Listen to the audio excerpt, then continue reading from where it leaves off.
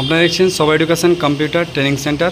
আজ 30/7/2024 রীতিমতো স্টুডেন্টদের ক্লাস চলছে। দেখতে পাচ্ছেন তারা প্রত্যেককে এইভাবে সুশৃঙ্খলভাবে ক্লাসগুলো অ্যাটেন্ড করে এবং যে এখনকার দিনে যে স্টুডেন্টরা তারা যে বিভিন্ন এক্সাম দেওয়ার পরে মাধ্যমিক পাস আউট করার পরে বা এইচএস পাস আউট করার পরে বসে থাকছে, তাদের উদ্দেশ্যে বলি এই যে কম্পিউটার শিক্ষাটা খুব একটা অতি প্রয়োজনীয় এখন হয়ে উঠেছে। কারণ এখনকার দিনে যে সব কিছু অ্যাডভান্স হতে চলেছে, তারই যে বিভিন্ন যে অ্যাডভান্স সিস্টেমগুলো ইউজ করতে হয়, যদি তুমি সেই নলেজ না থাকে তাহলে ইউজ করতে পারবে না। তাই একটা মানুষকে এখন প্রত্যেকেই কিছু থাকলেও কম্পিউটার নলেজ থাকা অবশ্যই জরুরি।